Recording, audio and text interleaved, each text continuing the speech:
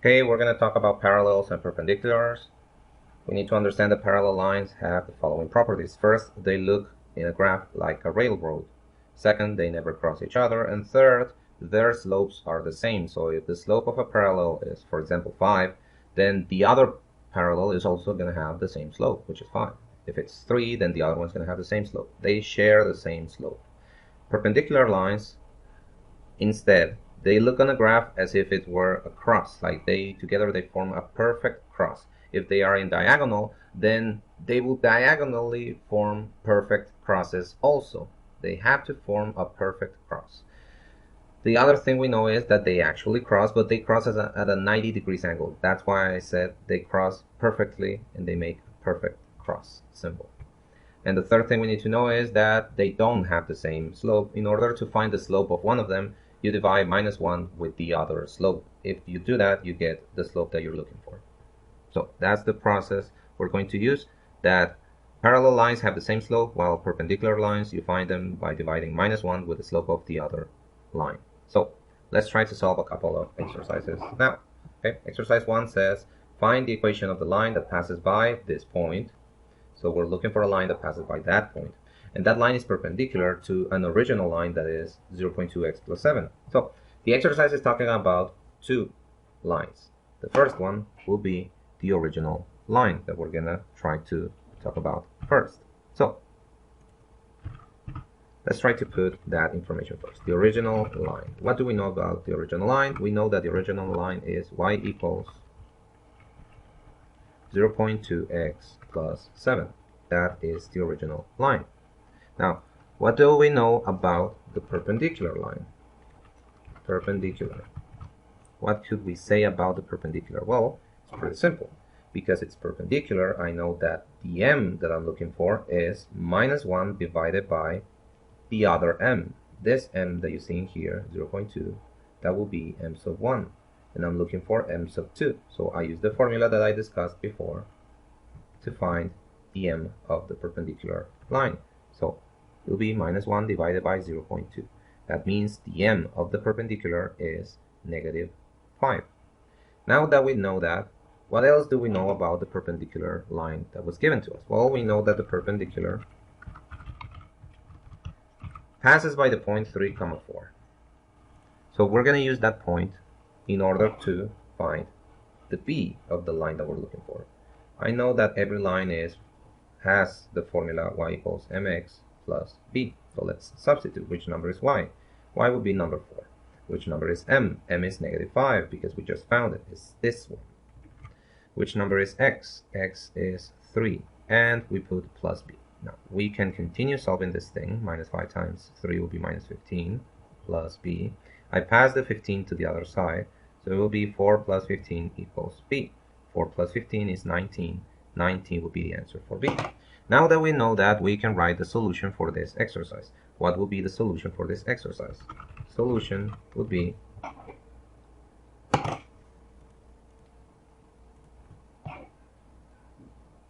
y equals -5x plus 19.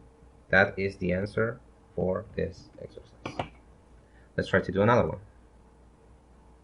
Exercise 2 says, find the equation of the line that passes by 2, -7 and is parallel to a line that passes by 2, 4 and 6, -6. So again, we're being told about two different lines, the original line and the parallel, which is the one that we're looking for. So let's begin with the original line. What do we know about the original line? Well, the original line basically passes by the points 2, 4 and the point 6, -6. Those are the points on which the original line passes by. So with those 2 points, I can find the m of the original line. I know that m equals y2 minus y1 divided by x2 minus x1. So if I use the formula, I know I have to put -6 minus 4 divided by 6 minus 2.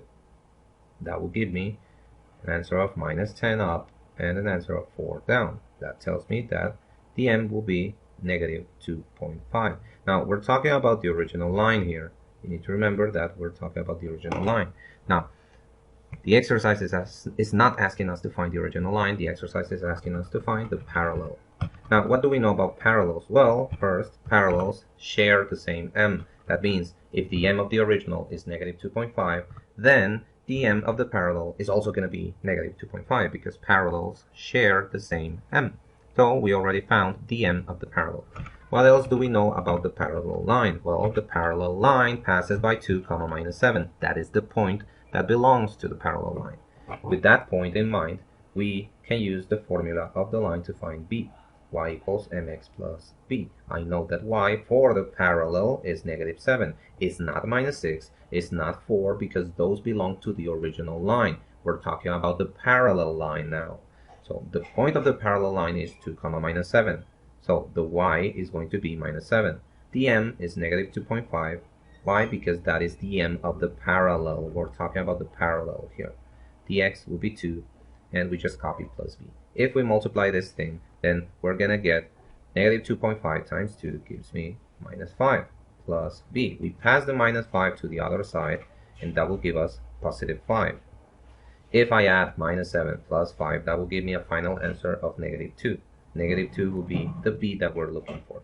Now that we know the m and that we know the b, we can write the solution of the exercise. The solution of the exercise in this case will be solution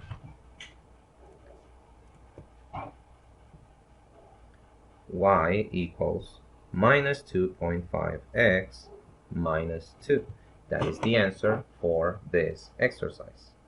Let's do another one. The exercise here says find the equation of the line that passes by negative 3, comma 5 and is perpendicular to the line that passes by minus 7, comma 2 and 3, comma 5. So how do we find the original line? Well, the original line passes by minus 7, comma 2 and 3, comma 5. So those are the points that belong to the original line. With those points, I can find the m of the original line. The m of the original line can be found using the formula for m, y2 minus y1 divided by x2 minus x1. So if I substitute that information, it will be 5 minus 2 divided by 3 minus 7. If I perform the operations, that will give me positive 3, divided by 10. If I perform the division 3 divided by 10, that will give me 0.3.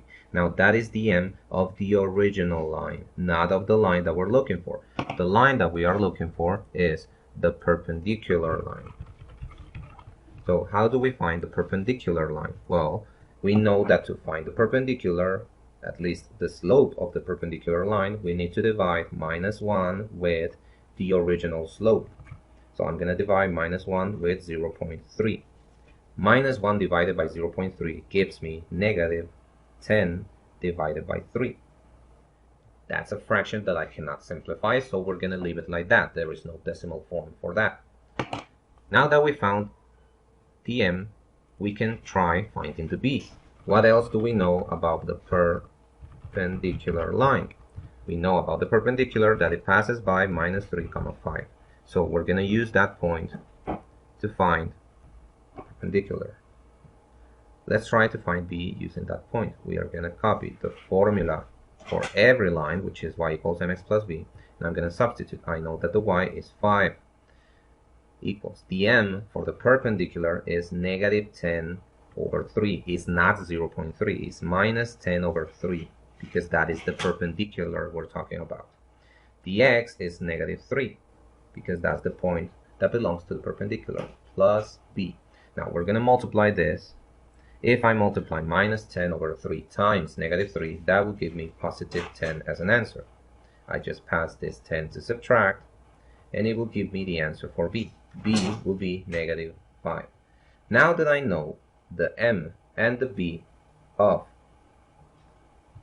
the perpendicular line, we can write the solution. The solution of the exercise, or basically the equation of the perpendicular line that we were looking for, is y equals negative 10 over 3 x minus 5. That will be the equation. That is the answer for this exercise. Let's do another one.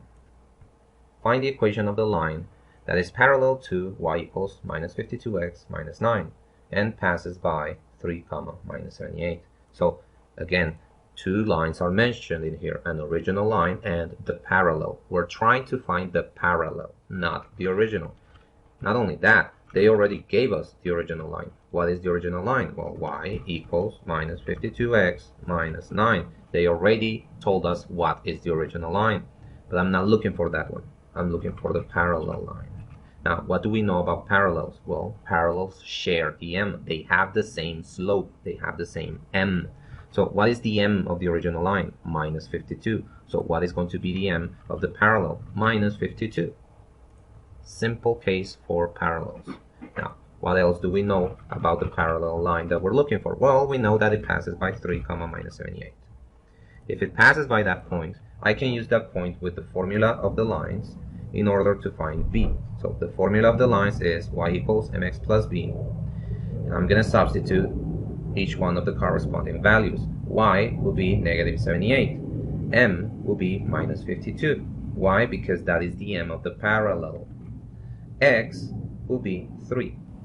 We copy plus b in order to find it. Negative 78 equals minus 52 times 3 will give us negative 156 plus b. If I pass it to the other side, it would add. So it will be minus 78 plus 156. That will be b.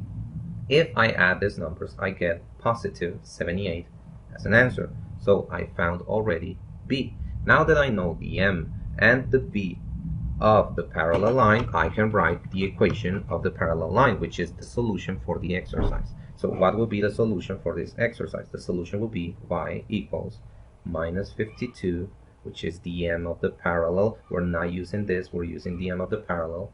Same way, if it were perpendicular, the solution will be minus 52x plus 78, which is the b. That's how we find parallels and perpendiculars.